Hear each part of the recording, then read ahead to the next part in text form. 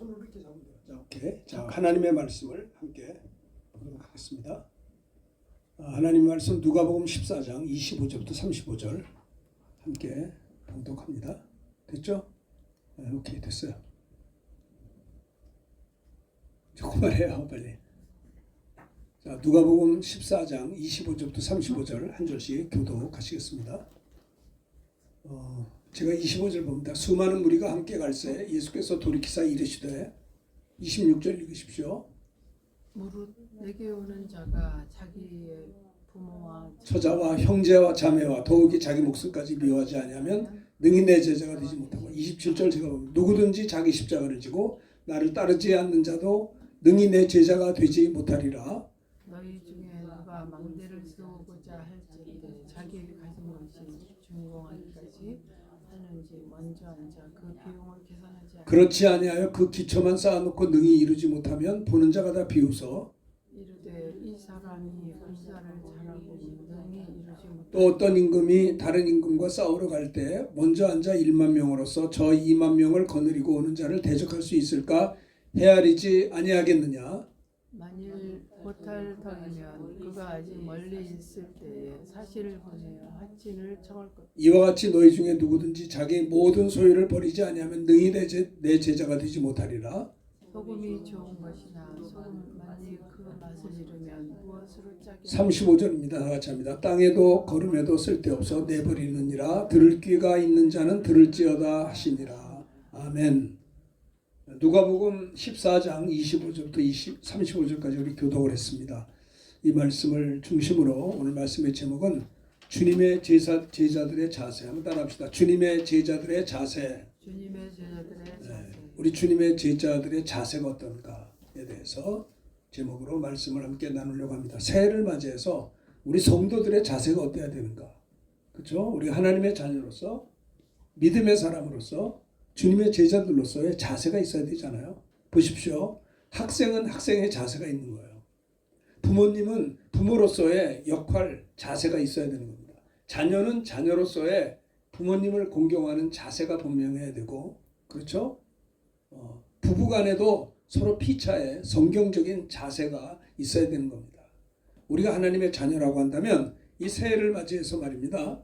여러분 어떠세요? 내가 하나님의 자녀로서 어떤 자세가 있을까? 예를 들어서 여러분들이 자녀를 키운다고 할 때 자세가 부모님을 향해서 어떤 반듯한 자세가 있어야 되지 않아요? 또 자녀들 입장에서는 부모님을 뵐 때 부모님의 어떤 책무를 감당하는 부모의 자세가 자녀들에게 있어야 되지 않겠어요? 그렇지 않습니까? 남편은 남편으로서의 아내에 대한 확실한 자세가 있어야 되고 아내는 남편의 돕는 배필로서의 자세가 분명해야 되는 거죠. 마찬가지로 우리가 하나님의 자녀라고 한다면, 우리가 성도라고 한다면, 우리가 주님의 제자들이라고 한다면 그 자세가 있어요. 오늘 말씀은 좀 부담스러운 말씀일 수도 있어요. 아주 완곡한 메시지입니다, 이게요. 자, 봅시다. 그 25절을 보시면요. 자, 보십시다. 26절 한번 다 같이 읽읍시다. 크게 읽읍시다. 시작. 무릇 내게 오는 자가 자기 부모와 처자와 형제와 자매와 더욱이 자기 목숨까지 미워하지 아니하면 능히 내 제자가 되지 못하리라. 보세요. 주님의 제자가 되려면 어떻게 되느냐? 자기 부모를, 자기의 처자식을, 내 형제를, 내 자매를 더욱이 자기 목숨까지 미워하지 아니하면 주님의 제자가 되지 못한다는 거예요. 주님의 제자들의 자세의 첫 번째가 뭐냐면 부모, 처자, 형제, 자매, 자기 목숨까지 미워해야 된다는 거예요. 이게 무슨 말이에요? 미워한다는 말이 무슨 말입니까? 미세오라고 그래요. 헬라어로 싫어한다, 미워하다 그런 뜻이에요. 당시 유대인들에게 익숙한 세모적 비교법이라는 게 있습니다. 히브리 사고방식은 사랑과 미워함이 있어요. 사랑하는 것과 미워함. 근데 이것은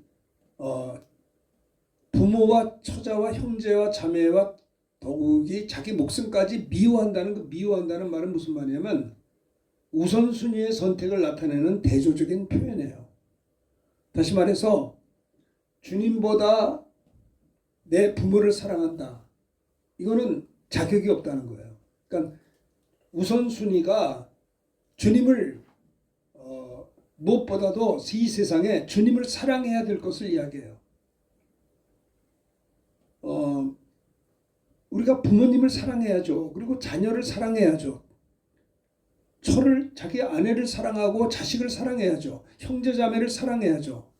자기 목숨을 사랑해야죠. 그런데 주님보다 더 사랑하면 안 된다는 뜻이에요. 이게 굉장히 히브리적 사고방식입니다. 우선순위의 선택을 나타내는 대조적인 표현이고요. 이것을 그 당시의 유대인들에게 익숙한 세모적 비교법이라는 거예요. 이것이. 이게 뭐냐면 미워하라고 해서 미워하는 게 아니라 주님보다 부모를 더 사랑해서는 안 된다는 그 말을 하는 거예요. 이 세상에 무엇보다도 주님을 사랑하는 자만이 뭐예요? 주님의 제자의 첫 번째 자세예요.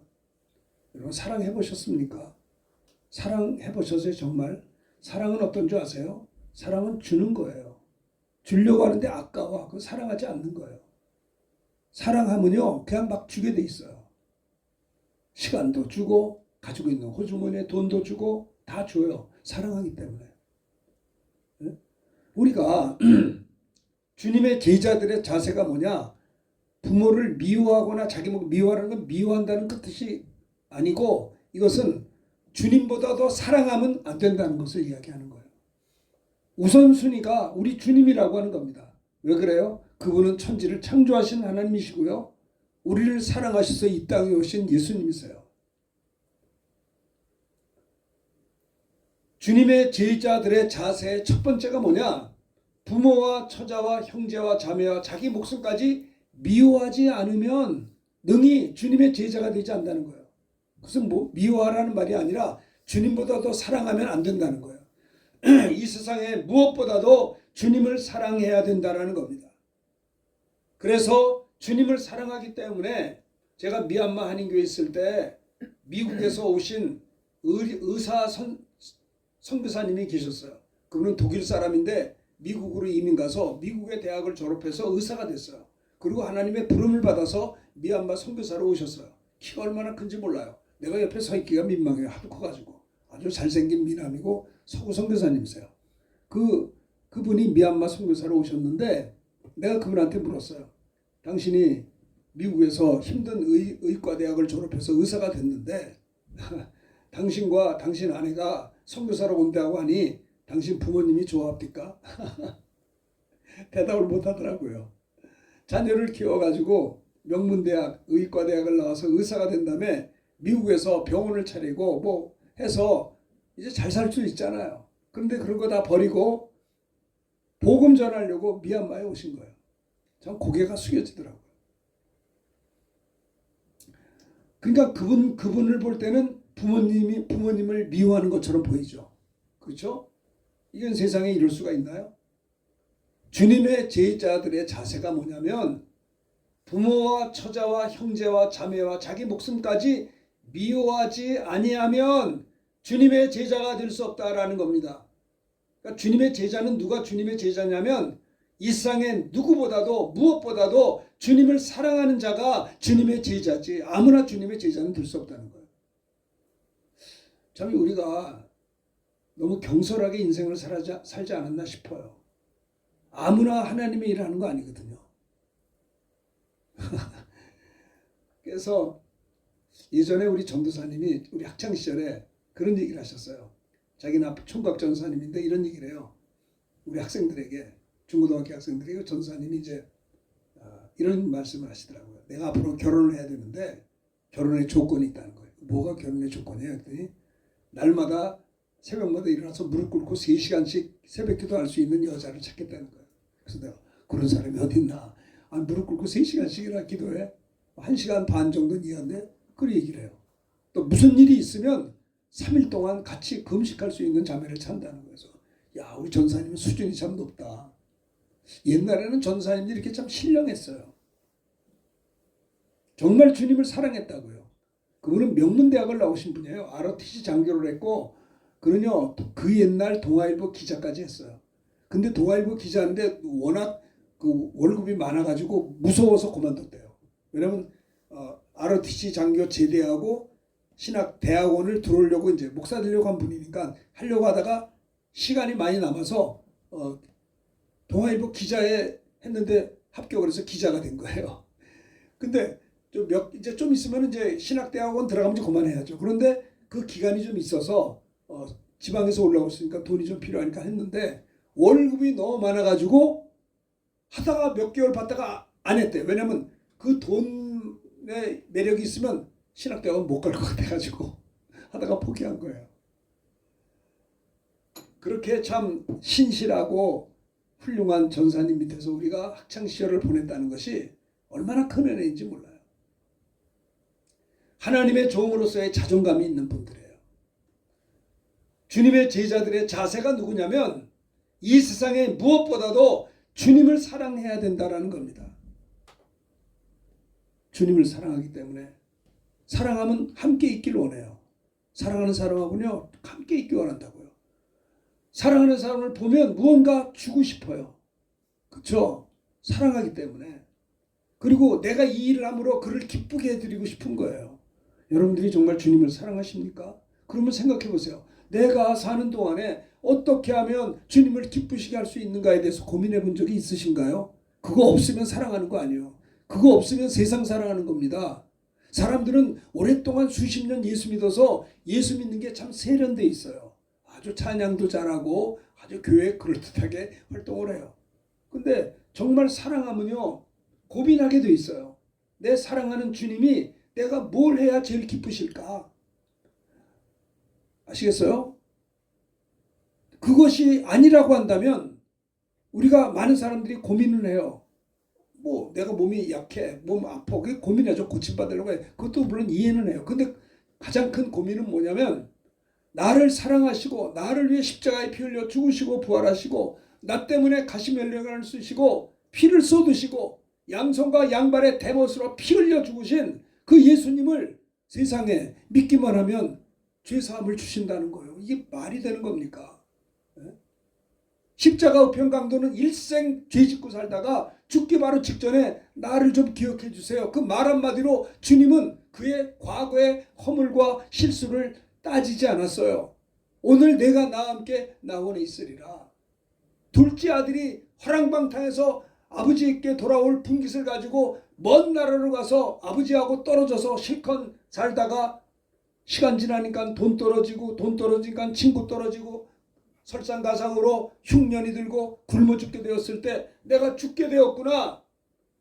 내가 여기서 죽을 수가 없지. 아버지가 생각난 거예요. 아버지가 늘 불편했는데 아버지가 늘 잔소리하는 것 같아서 싫었는데 그래서 먼 나라로 가서 허랑방탕하게 살았는데 죽음을 앞두고 내가 죽을 수 없다는 거예요. 오늘 요즘에 죽음의 공포가 너무 많아. 죽으면 안 되죠. 살려고 해. 하나님은요 살려고 하는 자를 살려주세요. 자포자기한 자는 하나님이 응답하지 않습니다. 내가 아무리 연약하고 부족할지라도 나는 하나님의 은혜가 아니면 살 수 없습니다. 하나님이 나에게 은혜 주지 않으면 나는 세상에 살 수 없습니다. 많은 사람들이 좌절해요. 아유 뭐 기도한다고 될까? 하다가 안 되면 마는 거지. 좌절한 자를 하나님 쓰시지 않아요. 보세요. 병자가 왔어요. 눈먼 자가 온 거예요. 주님이 그를 향해서 말합니다. 내가 너에게 무엇 해주기 원하냐? 그랬어요. 몰라서 묻는 거예요. 그가 주여 내가 보기를 원하나이다. 이게 기도예요. 여기를 보세요. 눈먼 자가 뭘 기도해요? 눈 감아서 보지가 않아. 이게 얼마나 불편한가. 주님 앞에 나왔는데 주님이 너에게 무엇 해주기 원하느냐라고 할 때 내가 보기를 원하나이다. 그러니까 내 믿음이 너를 구원했느니라. 그의 눈을 만져서 고쳐줬어요. 가만히 있는 자를 눈을 뜨게 한 게 아니고요. 내가 보기를 원하나이다. 많은 사람들이 믿음이 없어요. 구원의 확신이 없어요. 저도 그런 적이 있었어요. 그러면 하나님이여 나도 다른 사람들처럼 구원의 확신을 가지고 살게 되기 원합니다. 내가 믿음을 가지고 살게 되기 원합니다. 내가 믿음이 연약합니다. 어떻게 하면 좋지요? 정말 신앙에 성령 충만하지 못하고 은사도 없고 체험도 없고 그러니까요. 이게 말이죠. 흔들리는 내 자신을 어떻게 묶어둘 수가 없는 거예요. 그렇다고 해서 예수 안 믿을 수 없고 믿자니 믿어지지도 않고 이게 어떻게 될 거예요? 믿음이 있어야 될 거 아니에요. 그러면 나와서 얘기하세요. 주여 나의 믿음 없는 것을 도와주세요. 그렇게 기도해 보셨어요? 내가 흔들리는 내 마음 구원의 확신이 없고 믿는 것도 아니고 안 믿는 것도 아니고 주님을 사랑하는 것도 아니고 안 사랑하는 것도 아니고 이런 이중적인 이런 회색적인 이 삶을 언제까지 해야 되냐 이 말이에요. 저는요 우리 친구 때문에 남녀의 사랑을 알 수가 있었어요. 진짜 남자 여자가 사랑하니까 눈에 뵈는 게 없더라고요. 제 친구가 옛날에 신학대학 들어와가지고 하나님 앞에 부름받아 신학교 왔다고 그래서 부모님이 쫓아내가지고 그냥 아무것도 없이 왔어요. 예? 식권도 없어. 밥 먹을 때 막 굶어요. 그런 친구가 저에게 친한 친구가 있었어요. 근데 그 친구가 예수 믿는 것 때문에 집에서 쫓겨나가지고 신학교에 와서 말이죠. 공부는 하는데 학비가 없어 막 쩔쩔매가지고 그 친구는요 신학교 입학하자마자 제가 우리 할머니가 전도사님이었어요. 성남 쪽에서 그 할머니한테 제 친구가 신학교 들어왔는데요 한 푼도 없어요. 교회 어떻게 봉사할 거 없나니까 거기서 성남 쪽에서 제 친구를 전도사로 아니 1학년 학생을 전도사로 해서 전도사 되면 사례를 좀 주자는 게 사례가 있어야 살 거 아니에요. 아무것도 없는데 그런 친구가 있었어요. 그래서 그 친구는 우리들보다 훨씬 더 빨리 전도사를 했다고요. 그런데 이 친구가 또 그런데 또 이렇게 자매하고 교제하는데 이 자매도 이 친구하고 연애한다고 해서 그 집에서 또 쫓겨났어. 예? 어휴, 가난한 신학생하고 연애한다고 예수 안 믿는 집안이니까 난리가 나가지고 그래가지고요 그 형제자매들이 막 옛날엔 부모님 막 때려. 그래가지고 막 울고 난리가 난 거예요. 그래서 이제 우리들 친구들이 하는 말이야. 그러지 말고 어차피 두 사람이 결혼할 것 같으면 결혼해버려라. 결혼하면 때리진 않을 거 아니냐. 그래가지고 그 두 사람이 결혼했어요. 결혼했는데 양가 부모님이 안 왔어요. 종로이관 태화관에서 우리 정성구 그 당시 학장님을 모시고 우리가 두 사람이 결혼을 했어요. 그 친구는 기숙사에 있다가 갈 데가 없으니까 우리 집에서 잠을 자고 저 아침에 일어나가지고 우리 집 동네 이발소 가서 신랑이 머리 하나 딱 하고 같이 양복 입고 갈 거예요. 같이 갔어요. 그 결혼했어요. 뭐 신혼여행 갈 돈도 없어요. 적당히 하다가 그 다음 주에 그 사당동 쪽에 조그만 그 월세방을 하나 얻었는데 단칸방이에요. 가보니까 방 하나 부엌 하나 끝이야. 세상에 그런 집들이 다 있어요. 그 월세인데 방이 하나 조그만 있고 부엌이 있고 없어요. 이제 아무것도 없어요. 그래서 우리 친구들이 가서 우리 이렇게 결혼 끝났고 한 주간 지났으니 집들이다 그래가지고 친구들끼리 가서 예배를 드렸어요. 우리 친한 친구들이 몇 명 가서 같이 예배를 드리는데 그 두 부부하고 우리 친구들이 갔어요. 참 어린 나이에 간 거예요. 그러니까 예배를 드리는데 우리는 마음이 무거웠어요. 결혼식도 참석했는데 얼마나 저들이 마음이 힘들까. 우리는 예수 믿는데 부모님이 환영해서 하는데 저 사람들은 양가 부모님이 환영하지 않아서 저렇게 힘들게 사는구나. 우리가 참 걱정을 하면서 갔는데 제가 그들을 보면서 우리가 얼굴이 어둡지 이 두 사람은 얼굴이 밝은 거였어요. 야, 왜 이렇게 얼굴이 밝아? 장가가 이렇게 좋냐? 그러니까 두 사람이 기쁨이 충만해요. 환경은 아무것도 아닌데. 내가 그걸 느낀 게 뭔지 아세요? 남녀 사랑이 저런 거구나. 야, 사랑하면 저렇게도 될 수 있구나. 두 사람이 좋아 보이더라고요. 너무 둘이 행복해하니까. 네? 그들이 나중에는 미국 가가지고 공부도 하고 세계 선교도 하고 지금은 울산에서 이제 목회를 하고 있어요. 아주 훌륭하게 자녀들도 미국 가서 공부하면서 목회하면서 자녀들은 다 미국에 진출했어요. 그때는 어려웠죠. 제가 무슨 말씀드리냐. 사랑하면 행복한 거예요. 사랑하면 환경이 그렇게 어려워도 어둡지가 않은 거예요. 요즘에는 말입니다. 환경이 좋아도 좋다고 생각을 안 해요. 한두 끝도 없어. 주님의 제자들의 자세가 뭔지 아세요? 이 세상에 무엇보다도 아니 남녀의 사랑도 그러할진데 우리 신랑 되신 주님을 어떻게 사랑해야 되는? 우리가 다른 거는 부족해도 제가 학창시절에 우리 전사님한테 배운 게 뭐냐면 우리가 참 부족하고 연약한 게 많아도 우리가 다른 건 몰라도 예수님 사랑하는 거는 뒤처지지 말자. 우리가 주님 사랑하는 걸 1등으로 하자. 그게 아주 우리 학생들에게 가르치는 전사님의 메시지 주제였어요. 그래서 맨날 찬송할 때 내 구주 예수를 더욱 사랑 엎드려 비는 말 들으소서. 이 찬송이 주제 찬송이에요. 주님의 사랑, 어떻게 하면 주님을 더 사랑할 수 있을까? 여기 오늘 누가복음 14장 25절 26절 말씀에 보면요. 물은 내게로 오는 자가 부모와 처자와 형제와 자매와 더욱이 자기 목숨까지 미워하지 아니하면 능히 내 제자가 되지 못하리라. 그러니까 우리 전도사님이 옛날에 총각 전도사님이 우리 학생들한테 나는 결혼할 때 이렇게 3시간씩 새벽기도 하고 문제 생기면 같이 금식도 하고 이런 분을 나는 아내로 모실 거야 했던 것이 뭐예요? 주님을 사랑하는 자를 얻겠다는 거예요. 주님을 사랑하는 자를.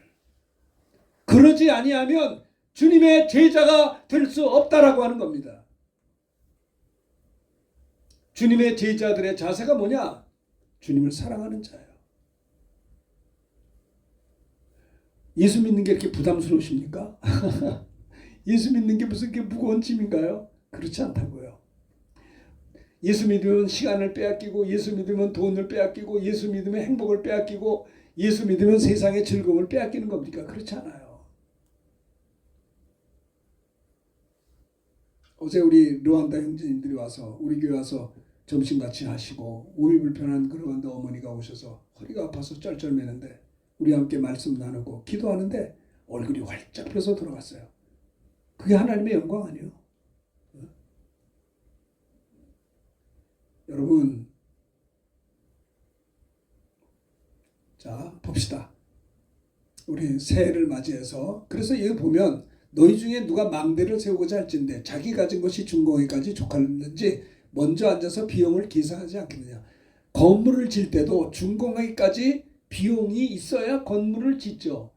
비용도 없는데 건물 짓다가 도중에 기초만 쌓고 돈이 없어가지고 건물이 그냥 도중에 끝났어. 그럼 많은 사람들이 비웃어 이르되 이 사람이 공사를 시작하고 능히 이루지 못하였다 하리라. 그렇겠죠. 그러니까 이게 무슨 말인 거 아니? 돈도 안 되면서 큰 건물을 져가지고 완공도 못해서 그냥 뼈만 남아있으면, 아니 저렇게 지혜가 없어. 그러면 조그맣게 짓든가 하지 뭘 이렇게 크게 져가지고 기초만 쌓아놓고 능히 못했다는 거 얼마나 어리석어요. 그러니까 비용이 다 있은 다음에 큰 건물을 지으라는 것을 이야기하는 거예요. 또 두 번째 31절에 보면요, 전쟁을 할 때 어떤 임금이 다른 임금과 싸우러 갈 때 먼저 앉아서 우리가 1만 명밖에 없는데 군사가 저 2만 명을 거느려온 자들을 대적할 수 있겠는가 없겠는가 한번 생각해 봐야 되잖아요. 무조건 전쟁만 합니까? 우리가 10,000명이고 적군은 2만 명이지만은 그래도 우리 10,000명이 일당 100이니까 특수부대고 훈련을 많이 받았기 때문에 우리 군사가 10,000명이지만 2만 명의 적군을 이길 수 있으면 싸우는 거예요. 근데 만약에 우리도 정예 부대인데 2만 명의 저 친구들도 적군들이 훈련받은 정예 부대라고 하면 이게 10,000대 2만은 게임이 안 되잖아요. 그러면 못할 터이면 멀리 있을 때 사신을 보내서 우리 화해합시다 청한다 이거 말이에요. 되지도 않는 거 싸워서 지면 안 된다는 거예요. 계획이 있어야 된다. 이와 같이 너희 중에 누구든지 주님의 제자가 되려면 너 그릇이 어떠냐 이 말이에요. 주님을 사랑하지도 않으면서 무슨 제자냐 이 말이에요. 주님을 사랑하지도 않으면서 무슨 하나님의 자녀냐 이 말이에요. 소금은 좋은 것이나 소금도 그 맛을 잃으면 무엇으로, 소금도 아니면서 소금의 맛도 없으면서 어떻게 짜게 하겠네. 그 버려진다는 것을 이야기하는 거예요. 오늘 새해를 맞이해서 우리가 주님의 제자들의 자세를 생각해 봐야 돼요. 난 하나님 앞에 제자가 될 만한 자격이 있는가? 나는 주님 앞에 하나님의 자녀로서의 자세가 되어 있는가? 생각해 보세요. 자기 역할을 해야 되잖아요. 결혼을 하더라도 내가 남자로서, 남편으로서 처자식에 대해서 책임질 만한 마음의 자세가 있는가를 마음에 준비하고 결혼해야지. 그런 준비도 없이 무슨 결혼을 합니까? 또 아내가 됐으면 내가 돕는 배필로서 사랑하는 남자를 내가 잘 도와줘서 함께 성공하겠다라는 마음의 자세가 있어야 결혼하지. 그거 없이 어떻게 결혼하냐 말이야. 전쟁할 때도 저게 2만이건 만이면 우리가 강하면 하지만 아니면 싸우지 말자 화친하는 게 낫다. 계획 없이 무조건 전쟁하냐 이 말이에요. 건물을 질 때도 돈도 많이 준비도 안 돼 있으면서 무조건 큰 것만 줘서 도중에 하면 되겠느냐 이 말이에요. 이것이 무슨 말인 거 아니? 주님의 제자가 되는 건 좋지만 제자들의 자세를 먼저 갖춰. 물은 내게 오는 자가, 주님 앞에 나오는 자가 자기 부모와 처자와 형제와 자매와 더욱이 자기 목숨까지 미워하지 아니하면 능히 내 제자가 되지 못한다는 겁니다. 그러니까 주님보다 부모를 사랑하고 처자식을 사랑하고 주님보다 형제자매를 사랑하고 주님보다도 내 목숨을 너무 사랑하기 때문에 자격이 없다라고 하는 것을 말하는, 우선순위가 잘못됐다는 거예요. 우상숭배가 뭔지 아세요? 돌부처 앞에 절하는 게 우상숭배지만 그것만이 아니라 주님보다 다른 거 더 기뻐하는 게 우상입니다. 주님보다 자식을 더 사랑하면 자식이 우상이 될 수가 있는 거예요. 주님보다 내 몸뚱아리를 더 사랑하면 내 몸이 우상이 될 수가 있는 겁니다. 천사의 말을 한다 할지라도 사람의 방언을 말한다 할지라도 주님을 사랑함이 없으면 소리나는 구리와 울리는 꽹과리가 된다라고 고린도서 13장 1절에 말씀했어요. 여러분이 정말 주님을 사랑하시냐 말이에요. 하나님의 자녀로 살아가면서 하나님의 동역자로 살아가면서 여러분들의 마음과 생각은 어떠하십니까? 내가 이번 1월 한 달을 살면서 이번 한 주간 살면서 내가 주님을 사랑함으로 이걸 했냐 이 말이에요. 많은 사람이 주님을 사랑하는 게 없어요. 그냥 내가 좋아하면 하는 거예요. 그게 안 된다는 거예요. 이걸 회개해야 되는 거예요. 그러니까 건물을 세워놨는데 완공을 못해.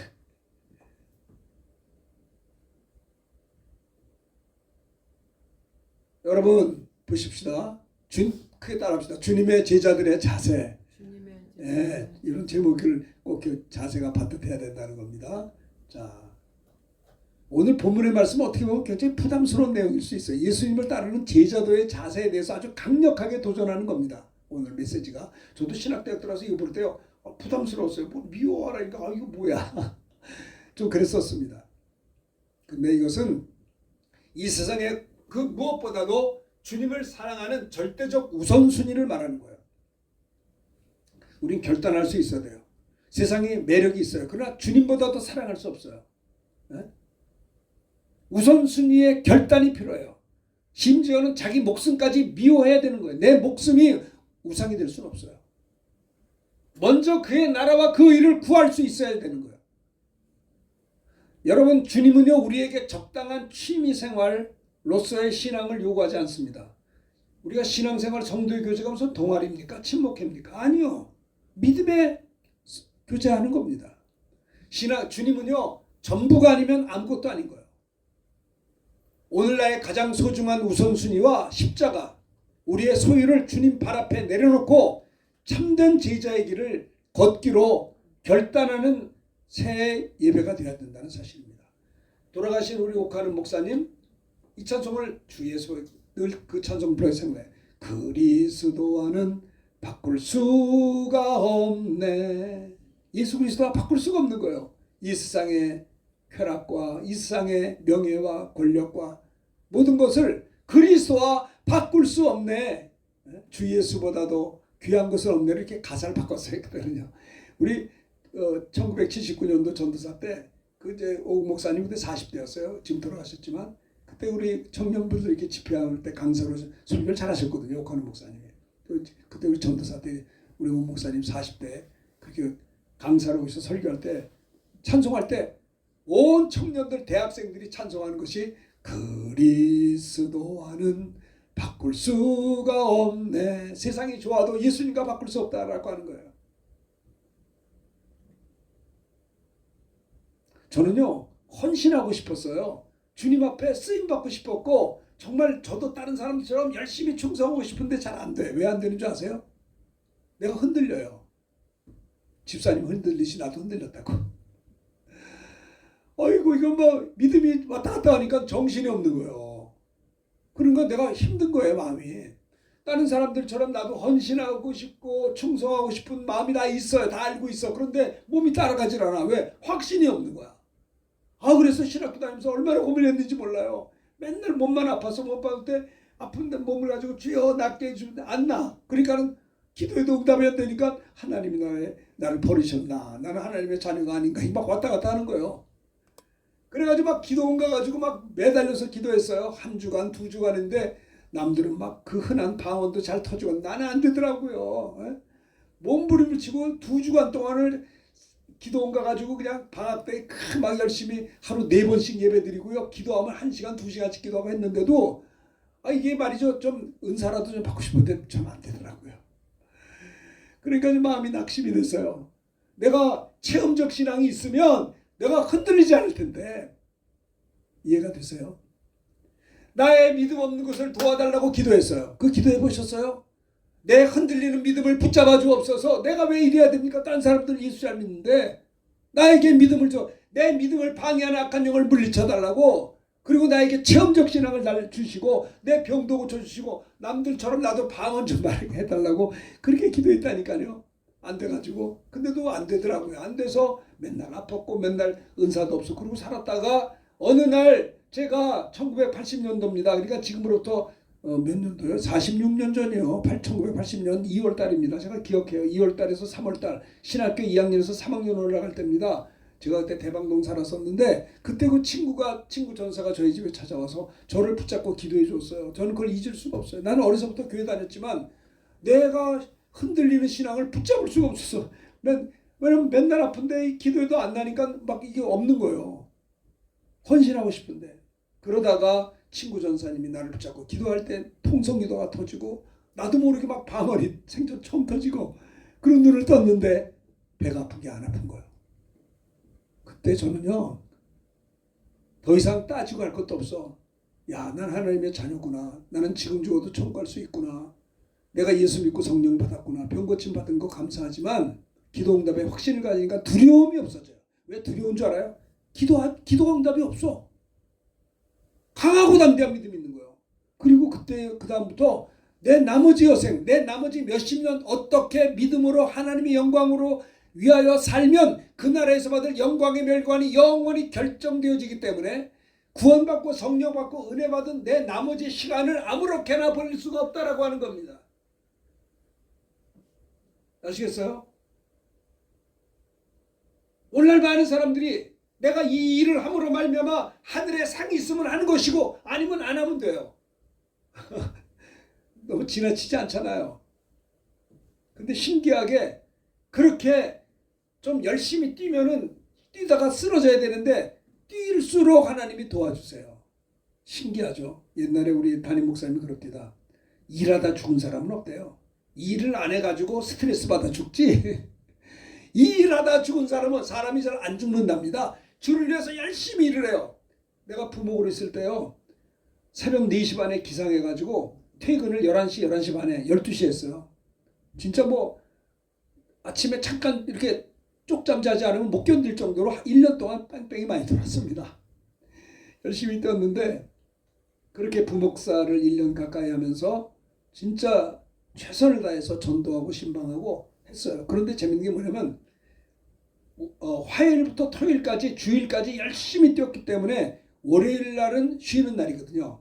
그런데 월요일 날 쉬지 않고 친구들한테 연락이 와. 동창회 한다고 동창회 갔다 오죠? 그러면 피곤이 안 풀려가지고 화요일 날 막 헤매는 거야.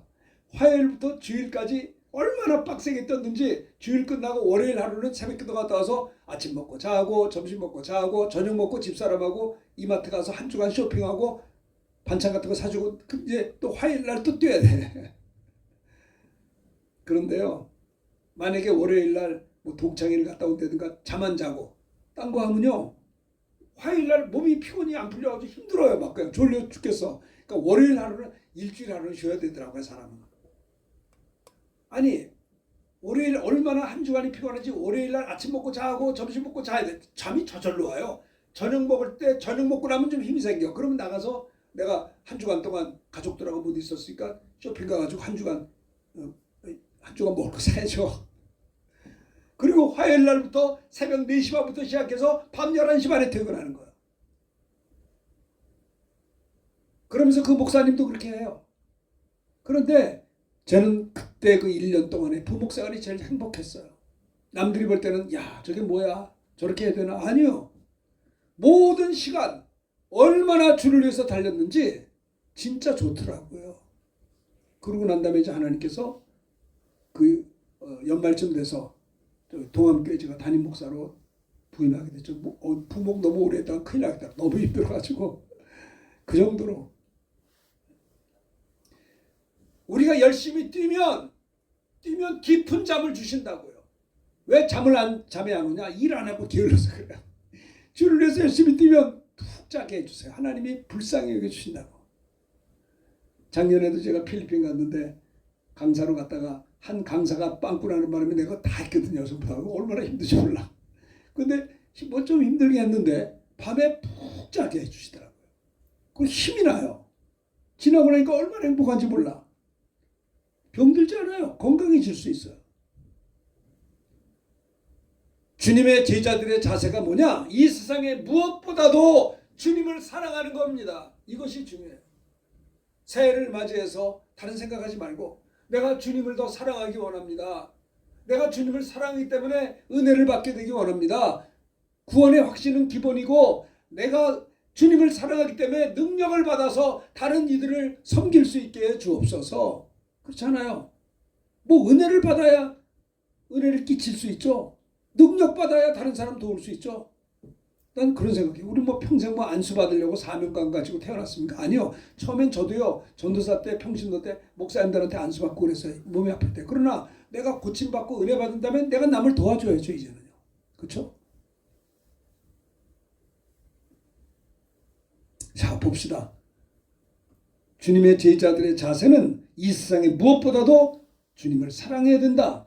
부모나 처자나 형제나 자매나 심지어 자기 목숨까지도 미워하지 아니하면 능히 내 제자가 될 수 없다라고 하는 겁니다. 나는 죄종들끼리 만나도 정말 자기를 미워할 정도로 주님을 사랑하는 분들을 만나면 너무 감동이 돼요. 그런 분들하고 친구 사귀고 싶어요. 아니면 대화가 되질 않아. 도움이 되질 않아. 몸이 아픈 사람들 잘 들으세요. 하나님이요 나의 몸을 주여 나의 병든 몸을 지금 고쳐주소서. 그래 고쳐줘서 고침받아서 뭐 하려고? 뭐 하려고 그래요? 응? 나가서 골프 치고 놀라고 그래요? 예? 고침받은 다음에 나처럼 병들고 어려운 사람 가서 도와줘야 될 거 아니에요? 예? 내가 고침받은 다음에 고치려고 하는 목적이 뭐냐 이 말이에요.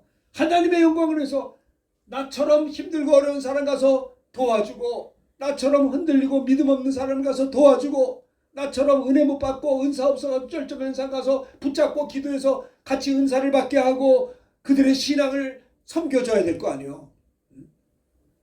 그래서 내 몸뚱아리 하나만 아유 아파 죽겠습니다. 이거 좀 낫으면 나서 뭐하냐 이 말이에요. 나서 쓰임 받아야 되지 않겠어요? 하나님의 영광을 위해 살아야 될 거 아닙니까? 그 나라 가서 영광의 멸관을 받아야 될 거 아닙니까? 아까운 시간들을 낭비해야 될 겁니까? 주님의 제자들의 자세는 부모와 처자나 형제나 자매와 자기 목숨까지 미워하지 아니하면 능히 주님의 제자가 될 수 없다라고 하는 겁니다. 우선순위가 부모를 미워하라는 게 아니라 이게 이제 유대인의 그 화법이거든요. 세모적 비교법이라고 합니다. 그러죠. 어려운 말로. 이거는 우선순위의 선택을 나타내는 대조적인 표현으로 진짜 미워라는 사랑해야죠. 그거는 주님을 우선순위에 둬야지 능히 주님의 제자가 된다는 것을 이야기하는 겁니다. 나에게 물질이 생겼어요. 나에게 시간이 생겼어요. 뭐 할 거예요, 그거를? 주님 사랑하는데 써야죠. 그러고 계십니까? 세속에 오염돼서 아주 누룽지 굳듯이 굳어져가지고 말로만 주님을 사랑하지. 어떤 사람은요 예수 믿는 게 뭐냐? 내가 편의점을 하는데 예수님 편의점 잘 되게 해줘서 아주 복을 많이 장사 잘 돼. 예수님이 편의점 점원이야 점원. 예? 그게 됩니까? 예수를 믿는 게 아니라 예수를 이용해서 몸뚱아리 건강하고 물질 그게 기복신앙이에요. 아시겠어요? 우리는 먹든지 마시든지 뭘 하든지 다 하나님의 영광을 위해서 해야 돼요. 밥을 먹더라도 내가 잠을 자더라도 하나님의 영광을 위해서 모든 시간 주님을 위해서 쓰임받아야 죠. 근데 요즘에 스마트폰에 말이죠. 우리를 헌신하지 못해 얼마나 재밌는 게 많은지 몰라. 이거를 종일 돌아가지고 품에 끼고 자. 하나님이 기뻐합니까? 그것이 주님을 사랑하는 것입니까? 생각해보세요. 그러니까 기쁨이 없는 거예요. 자 봅시다. 제자들은 주님의 부르심을 받을 때 배와 부치를 버리고 주님을 따랐어요. 이게 주님의 제자들의 자세예요. 날 따라오라. 배에서 그물을 깃고 부르고 보시고 부르셨을 때 그들이 곧 배와 아버지를 버려두고 제자들은 뭐냐? 배를 버리는 거예요. 부모님을 버리는 게 아니고요. 그보다도 우선순위가 주님을 따라가는 길이다라고 하는 겁니다. 아브라함이 그랬어요. 100세 얻은 아들이 이삭이 있었습니다. 얼마나 사랑스러울까요? 어제도 르완다 우리 그 자매 그 아기를 봤는데 2살짜리인데 얼마나 이쁜지 몰라요. 르완다 아기. 야, 얘는 그렇게 이쁠 수가 없어. 예? 근데 100세 아브라함이 이삭을 낳았거든요. 얼마나 이뻤겠어요. 나이가 들수록 아기들이 이쁘잖아요. 그런데 하나님이 그에게 야, 네 아들, 네 독자 이삭을 번제로 바치라. 군더더기 없었어요. 그리고 우선순위가 항상 하나님이기 때문에 예스하고 새벽 일찍 일어나서 자기 와이프하고 상의하지 않고 모성애 때문에 아이고 여보 그러면 안 될까봐 말도 안 하고 그냥 종들하고 온 거예요. 3일길을 갔어. 그리고 그를 번지에 올려놓고 아들을 향해 칼을 들었을 때 하나님은 이제야 아브라함아 가만히 있어라. 이제야 내가 나를 경외하는 줄을 아노라 하면서 그를 축복하셨어요. 여호와 이레 복을 주셨죠. 믿음의 조상 되게 하셨죠. 북의 근원이 되게 하셨어요. 내가 나를 사랑하여 네 독자까지 이렇게 바쳤으니 너의 줄기를 통해 하나님의 아들 예수 그리스도를 보내주시겠다고 한 거예요. 아무나 하나님께 쓰임받는 게 아닙니다. 주님을 사랑하는 자에게 주님이 쓰시는 거예요.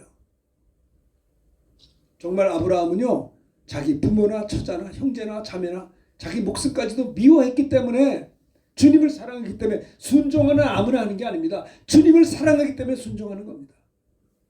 사랑하는 사람은요, 그 사람이 말하는 거 다 듣고 싶어요. 사랑하면 그 사람이 말해도 노하고 싶지가 않은 거예요. 왜? 사랑하는 사람이 말하는데 왜 내가 노를 합니까? 사랑해봤냐 이 말이에요. 사랑하면요 진짜 예스하고 싶다니까요.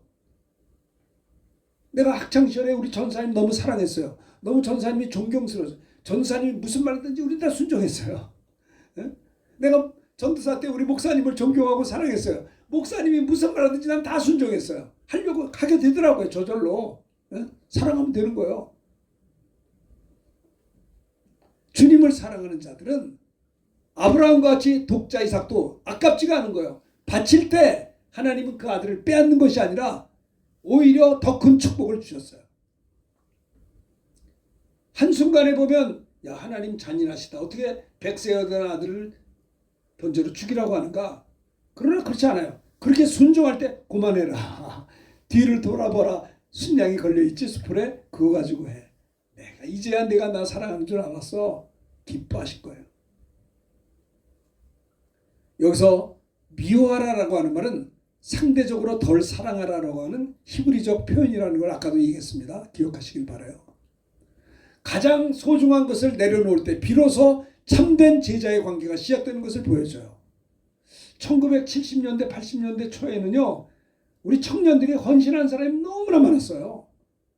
서울대 치과대학 나와가지고 의사가 되면 이제 돈 벌어야 될 거 아니에요. 의사가 됐으니까 안 해요. 그냥 바로 그냥 그 자기 와이프하고 같이 허락해가지고 타슈켄트 의료 선교사로 가버리는 거예요. 서울대 약대를 나와가지고 약방을 하면서 옛날에 35년 전에 약대 나와서 약방은 동네에 유지요. 그때는. 그런데 그 젊은 처자가 하나님의 부르심을 받아서 자기가 가지고 있는 약방을 발로 걷어차고 어디요? 방글라데시로 간 거예요.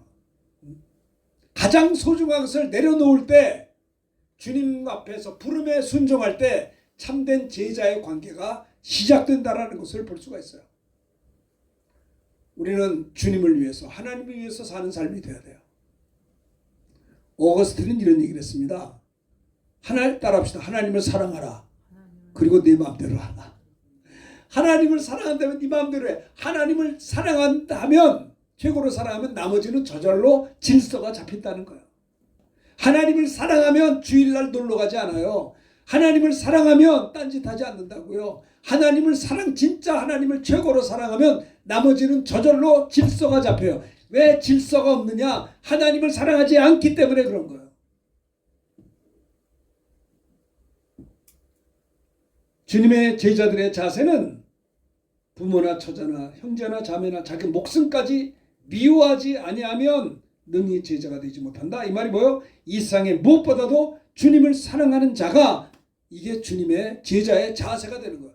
보세요 집사님, 내가 몸이 아파요, 힘들어, 괴로워. 그래도 나 위해 십자가에 피 흘려 죽으신 주님이 너무나 감사해서 내가 주님 사랑하기 원합니다. 내가 주님 앞에 쓰임받고 헌신하게 되기 원합니다. 근데 내가 믿음이 부족합니다. 내가 은사도 없고 내가 맨날 아파가지고 기도해도 병이 안 나서 자꾸 의심이 되는데 어떻게 하면 좋지요? 하나님, 내가 하나님의 영광을 위해서 살겠사오니 내 몸을 고쳐주시옵소서. 나에게 은혜를 주옵소서. 내가 은혜 받지 않고는 밥을 먹을 수가 없고, 내가 은혜 받지 않고는 잠을 잘 수도 없고, 내가 은혜 받지 않고는 한 발자국도 나갈 수가 없습니다. 내가 하나님의 은혜를 받아야 내가 인생을 출발할 수 있지 않습니까? 내게 사모하는 마음을 가지래. 한눈 팔지 말고요, 휘둘리지 말고요. 내가 성경을 읽을 테니까 말씀 읽다가 은혜 받게 해주시옵소서. 회개가 되지 않는데 내가 성경 열심히 읽을 때 하나님의 역사, 내가 회개할 거를 보게 해주시고, 말씀 읽다가 회개하게 하시고, 말씀 읽다가 성령 받게 하시고, 말씀 읽다가 기도가 터지게 해주시옵소서. 은혜를 받게 해주옵소서. 좀 사모하라니까요. 한 번밖에 없는 인생인데 주님 앞에 나가야 될 거 아니에요. 예전에 우리가 존경하는 어떤 기도 원장 목사님, 우리 선배님이신데, 그는 연초가 되면 3일간 기도실에 들어가서 3일간 단식기도, 물도 안 먹고 단식기도를 해요. 그거는 좀 과격해요. 내가 신학생 때 기도를 갔는데 그 원장, 우리 동문 목사님 아버지세요. 우리가 젊은 사람 신학생이고, 그런데 기도 원장님이신데 기도원이 크죠. 한국에서 몇째 큰 기도원인데, 그는 10년 초가 되면 권사님 3일간 기도굴에 들어가요. 그럼 직원들한테 그래. 원장 목사님 하는 말이, 내가 기도굴 들어가서 기도할 테니까 뒤에서 자물쇠로 잠그래. 나오지 못하게 잠가버리고 3일 동안 단식 기도하는 거예요. 그리고 끝나면 문을 열어주면 나오는 거예요. 자기도 굴에서 기도하다가 자꾸 나오고 싶을 게 있잖아요. 그러니까 뒤에서 직원들한테 자물쇠로 잠궈버리라는 거예요. 그래서 3일 후에 문을 열어달라는 거예요. 매년 3일씩 단식 기도했어요. 김준권 CCC 우리 목사님도 그 10,000명의 그 누굽니까? CCC 우리 형제들하고 3일 동안 원단 금식을 했어요. 지금도 금식하더라고요. 그렇게 하루, 새해를 시작하면서 하나님이 은혜 주셔야 내가 이 새해를 살아갈 수 있습니다. 어찌 생각하세요? 하나님을 최고로 사랑하면 나머지는 저절로 질서가 잡힌다는 뜻으로 어거스틴은 하나님을 사랑하라. 그리고 그 다음에 내 마음대로 해라. 내 마음대로도 못해. 하나님을 최고로 사랑하면요, 하나님을 사랑하면서 사는 거예요. 마음대로 하는 게 할 수가 없는 거예요. 그런 재밌는 표현을 했어요. 도스토옙스키도 인간 존재의 비밀은 단순히 사는 데 있는 것이 아니라 무엇을 위해서 사는가. 난 그런 생각했어요. 고등학교 3학년 때 내가 왜 공부하지? 이 과에 들어가서 내가 이걸 왜 해야 되지? 내가 이 땅에 왜 태어났지? 누구를 위해서 살아야 되는가? 네? 교회에서는 하나님 영광이 삼는다고 하는데, 여러분 생각해 보세요. 나는 그래, 하나님이요, 제가 뭐 했으면 좋겠어요? 좀 가르쳐 주세요. 너는 영토시장 로타리에서 배추 장사를 하려구나. 그렇게 하나님 말씀하시면 난 니아가를 사가지고 배추 장사를 하려고 그랬어요. 우리 부모님이 원래 양복점하고 양장점 했었으니까. 어때요? 그 뭐 니아가 끌고 배추 장사하면 그 추한 겁니까? 하나님이 원한다면 한다 이거예요. 난 진짜 그랬어요. 근데 아무리 기도해도 아무개야 너 뭐 해라 이런 게 없는 거예요. 뭐가 공부를 안 해도 목표가 있어 공부하는 거지. 근데 옛날에 목표는 뭐냐면 전부 다 줄로 세웠어. 열심히 공부해서 공부 잘하면 이 대학과 이 과를 들어가면 연봉이 좋은 데가 1등이야. 그냥 돈으로 줄을 세워. 이해는 해요. 이해는 하는데 그거보다는 내가 이 땅에 태어난 건 우연히 하나님의 뜻이 있지 않겠느냐 싶었어요. 저는요. 맨날 지질이 공상으로 맨날 아프고 살다 끝날 거예요. 맨날 사탄에게 진 이기고 깨지고 살 거예요. 맨날 슬프게 살 거예요. 일생을 아프고 고통스럽게 사탄에게 붙잡혀 살 거냐 이 말이에요. 나는 이렇게 살고 싶지 않습니다. 내게 믿음이 없으니까 믿음을 줬어. 말씀을 읽을 테니까 믿음을 좀 성장시켜 주시고, 좋은 메시지 들 테니까 믿음을 더하여 주시고, 이렇게 좀 사모하는 마음을 가져야 되는 거예요.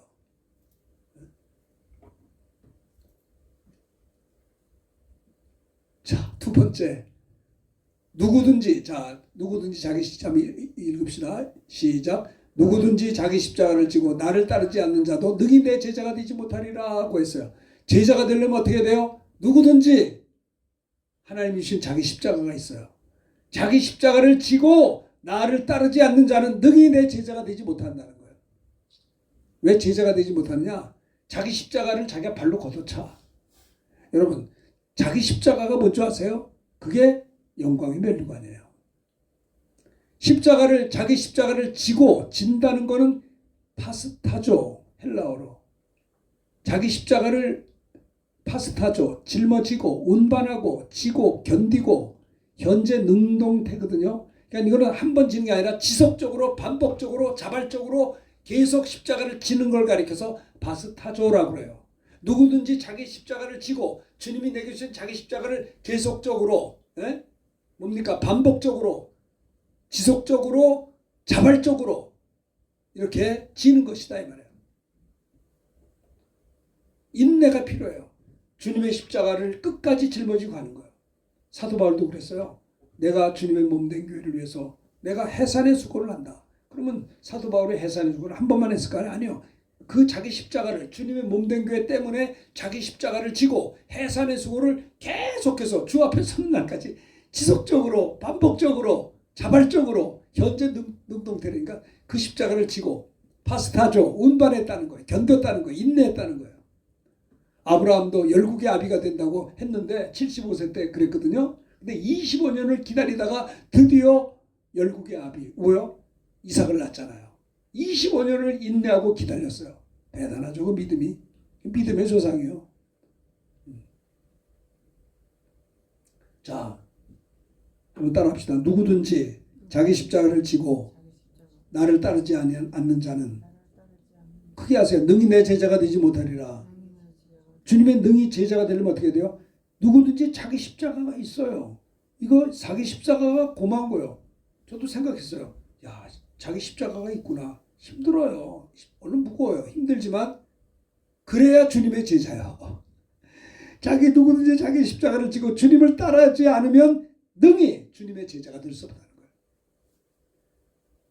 누구든지 자기 목숨까지 미워하지 아니하면 능히 주님의 제자가 되지 못하고 그냥 우선순위로 이상의 무엇보다 주님을 사랑해야 되고 두 번째는 주님을 위해서 십자가의 고난도 자기 십자가의 고난도 감당하는 자가 능히 주님의 제자가 된다는 거예요. 자기 십자가가 억울한 게 아닙니다. 자기 십자가는 영광의 면류관이요. 자, 로마서 8장 17절 읽읍시다. 시작. 자녀이면 또한 상속자 곧 하나님의 상속자요 그리스도와 함께한 상속자니 우리가 그와 함께 영광을 받기 위하여 고난도 함께 받아야 할 것입니다.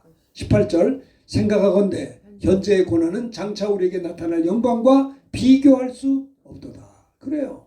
우리가 주님을 위해서 고난을 당합니까? 장차 우리에게 나타날 영광의 면류관하고는 좋게 비교할 수 없다라고 했어요. 자, 골로새 1장 24절 읽읍시다. 나는 이제 너희를 위하여 받는 괴로움을 기뻐하고 그리스도의 남은 고난을 그의 몸된 교회를 위하여 내 육체에 채워놓으라. 내가 너희를 위해서 받는 괴로움을 바울은 기뻐했대요. 성도들을 위해서 받는 괴로움을 바울은 기뻐했어요. 예수 그리스도의 남은 고난을 주의 몸된 교회를 위해서 내 육체에 채운다고 그랬어요. 자, 봅시다. 리빙스턴은 아프리카 선교사입니다. 탐험 가고 고국에 돌아왔어요. 사람들이 그에게 고생했습니다. 위로했어요. 근데 그때 이렇게 말했어요. 나는 한 번도 고생한다, 희생한다고 생각한 적이 없습니다. 내가 주님의 사랑, 은혜를 갚을 길이 없는 큰 은혜를 조금 갚았을 뿐입니다. 이것은 내가 선교사한 것은 특권이지 결코 희생이 아니다라고 리빙스턴은 그렇게 말했어요. 네? 그렇잖아요. 주님을 위해서 쓰임받은 것은 축복이에요. 축복. 아이고 어쩌자고 내가 이렇게 쓰임받는가. 네? 슬픈 게 아닙니다. 기쁜 거예요. 그래서 바울은 옥에서도 항상 기뻐했어요. 그래서 주님의 제자들의 자세는 이 세상에 무엇보다도 주님을 사랑해야 되고 두 번째는 누구든지 자기 십자가를 지고 나를 따르지 않는 자는 능히 내 제자가 되지 못한다는 말이에요. 주님을 위해서 고난도 감당해야만이 주님의 제자다라고 하는 것을 이야기하는 겁니다. 토마스 칼라이라는 사람은 압력이 없으면 다이아몬드가 나오지 않는답니다. 압력을 계속 넣어야 나중에 다이아몬드가 원석이 나온다는 거예요. 로마서 8장 18절 크게 읽읍시다. 시작. 생각하건대 현재의 고난은 장차 우리에게 나타날 영광과 비교할 수 없도다. 십자가가 없으면 면류관이 없는 거예요. 여러분들이 주님을 위해서 십자가를 진 것만큼 그 나라에서 영광의 면류관을 그래서 no cross no crown 십자가 없이는 면류관이 없어요. 구원은 믿음으로 받지만 상급은 여러분들이 자기 십자가를 믿음으로 기도하며 감당한 것만큼 그렇죠? 영광의 면류관 크라운이 있다는 것을 이야기하고 있는 겁니다. 자, 세 번째입니다. 33절 시작. 이와 같이 너희 중에 누구든지 자기 모든 소유를 버리지 아니하면 능히 내 제자가 되지 못하리라. 세 번째 주님의 제자들의 자세, 세 번째는 자기 모든 소유를 주님을 위해서 버려야 된다는 거예요. 이게 뭐예요? 주님을 위해서 온전히 헌신해야 된다라고 하는 거예요. 모든 소유를, 모든이라는 말은 예외 없는 전체 하나도 빠짐없이 철저히 모든 소유, 완전히 99%가 아니라 100% 너의 모든 소유를 주를 위해서 버려야 된다는 거예요. 소유를. 버리지 아니하면 안 된다는 거예요. 어떤 분이 그럽니다. 어떤 장로님이 돌아가시면서 재산이 250억 원이 있었대요. 250억 원을 돌아가시면서 헌금을 하면서 이거는 선교지 교회 건축에 사용됐으면 좋겠습니다. 돈도 많이 벌었어요. 250억이면. 장로님이 그렇게 하고 돌아가셨대요. 모든 소유를 주님께 드린 거예요. 주님을 위해서 온전히 헌신했던 거예요. 모든 소유를 버리지 않으면 누구든지 잘 들으세요. 자기 모든 소유를 버리지 아니하면 능히 주님의 제자가 아닙니다. 그냥 제자인 척하고 산 거죠. 아시겠어요? 또 사실 그래요. 모든 소유 하나님이 준 거지 내 거가 어디 있어요. 다 하나님이 준 거라고요. 어제도 어디 가서 설교를 했더니 빵을 이만큼 주더라고요. 빵도 많이 줘 그래 갖다 왔어요. 그 가져와가지고 르완다 형제님이 와서 그들에게 대접하고 다 갖다 줬어요. 그러면서 그들은 나한테 고맙습니다. 아니 사실 저분들한테 받은 거 줬지 내 거가 아니잖아요. 내가 준 것처럼 말을 해. 내가 어디 가서 받아온 거를 드린 거예요. 그렇죠? 근데 내가 받았는데 내 거라고 하면 되겠어요. 하나님이 주신 거죠. 세 번째 주님의 제자들의 자세가 뭐라고요? 자기 모든 소유를 버려야 된다는 거예요. 주님을 위해서 온전히 헌신해야 된다는 것을 그래야 주님의 제자가 되는 거예요. 순종하는 겁니다. 아브라함에게 이스마엘 내보내라 하나님 말씀하니까 아침 일찍이 그들의 하갈의 어깨에 물 한 가죽 부대가 떡을 주고 그 아이를 내보냈어요. 순종했기 때문에. 순종입니다. 번제로 드리라 했더니 이삭을 결박하고 손을 제단 위에 놓고 순종해서 잡으려고 했지 않습니까? 자기 온 뭡니까? 모든 소유를 버렸던 겁니다. 이스마엘을 내보냈어요. 이삭을 바쳤어요. 자기 모든 소유를 주님을 위해서 헌신했다는 겁니다. 주님을 위해서 온전히 헌신했던 거예요. 과부의 두 렙돈도 풍족한 중에 부자들은 넣었지만 과부는 가난한 중에 자기 모든 소유, 생활비 전부를 넣었다는 것입니다. 이때 하나님께서 주님을 위해서 온전히 헌신한 모습 아닙니까? 마리아는 지극히 비싼 향유 곧 순전한 나드 한 그릇을 가져다가 예수의 발에 붓고 자기 머리털로 그 발을 닦았어요. 향유 냄새가 집에 가득했어요. 뭐요? 자기 모든 소유를 주님 앞에 드릴 것이다. 주님을 위해서 온전히 헌신해야만이 능히 주님의 제자가 될 것을 성경은 이야기하고 있어요. 아까 얘기했잖아요. 망대를 세울 때 건축자들 전쟁할 때도 계산을 하고 건축을 해야죠. 또 전쟁도 될 것 같으면 하지만 아니면 화친해야 되죠. 철저한 계산이 있어야 돼요. 내가 제자가 되는 길은 대충 시작하는 게 아니라 내가 정말 준비가 됐는가. 준비된 자가 제자예요. 내 소유를 가지고는 망대를 완공할 수 없고 이 전쟁에서 이길 수 없음을 깨닫는 거예요. 그래서 내 소유를 포기하고 주님의 공급하심으로만 의지하기로 결단하는 것이 33절의 말씀이에요. 누구든지 너희 중에 자기 모든 소유를 버리지 아니하면 내 거는 안 되니까 주님의 것 가지고 헌신하고 할 때 제자가 된다는 것을 이야기합니다. 원숭이를 사냥할 때 원숭이가 팔이 길잖아요. 그 원숭이를 사냥하는 방법이 긴 병에다가 맛있는 견과류를 넣어주고 바나나 같은 거 넣어주면 원숭이가 그거 바나나나 견과류 먹으려고 긴 손을 쭉 집어넣잖아요. 근데 이게 길어 이 통이. 그럼 쭉 집어넣는데 주먹을 넣으면 이게 바나나나 견과류 잡으면 주먹을 줘니까 안 나오는 거야. 안 나오면 쩔쩔매니까 원숭이 사냥하러 온 사람들이 원숭이를 손을 빼면 나오는데 빼지를 못해. 먹을 게 있어가지고 그러면 붙잡힌다는 거야. 네? 이 원숭이가 내 거야 하고 그 바나나나 견과류를 붙잡고 있으면 사냥꾼이 다가와도 손에 든 것을 놓지를 못해요. 이게 아까워가지고 먹어야 되는데 이 짐승이 그런 거예요. 사람 같으면 싹 받고 나오는데 짐승의 IQ는 그거밖에 안 되는 거야. 집착하지 못하면 어떻게 돼요? 그 붙잡히는 거죠. 그 집착해가지고.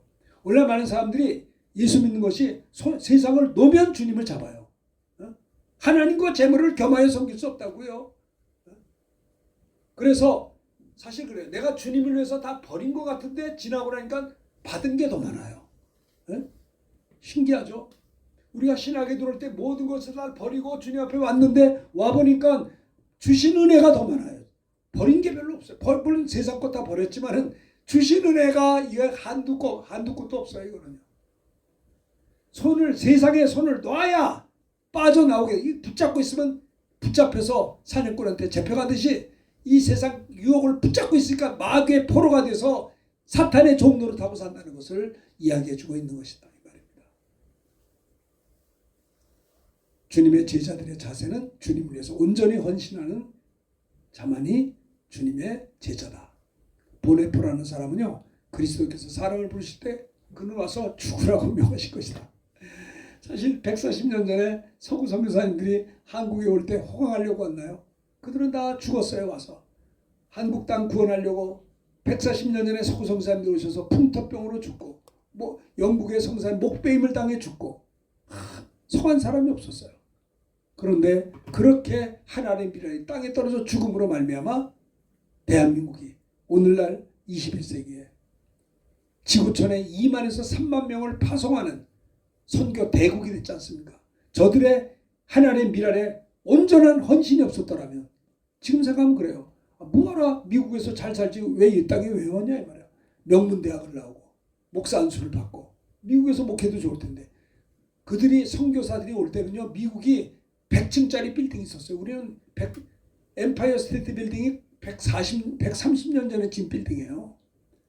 우리나라는 140년, 130년 전에는 아무것도 없었어요. 그런데 아니 100층 넘는 빌딩이 있는 미국의 젊은 청년들이 목사가 돼서 왔다니까요. 자기를 다 드렸어요. 그래서 오늘날 영광의 이 선교 대국 우리나라를 일으키는데 그들이 미랄이 됐다라고 하는 겁니다. 이게 주님의 제자들의 자세인 것입니다. 그들이 바보입니까? 그렇지 않아요. 하나님 나라에서 영광의 멸류관의 주인공이 될 것입니다. 주님의 제자들의 자세를 오늘 새해를 맞이해서 둘째 주인데 생각해 보았습니다. 부모와 처자와 형제와 자매와 자기 목숨까지 미워할 때 일상에 무엇보다 주님을 사랑해야 된다는 것, 누구든지 자기 십자가를 지고 주님을 따라야 된다는 것, 주님을 위해 고난 담당할 때 영광, 자기 모든 소유를 이거 주님을 위해서 온전히 헌신해. 그렇죠? 이 말씀을 들은 거 생각하면서 찬송하도록 하겠습니다. X표 한번 누르면 돼. X표 한번 누르고 합니다. 자, 하나님 우리 찬송합시다. 찬송.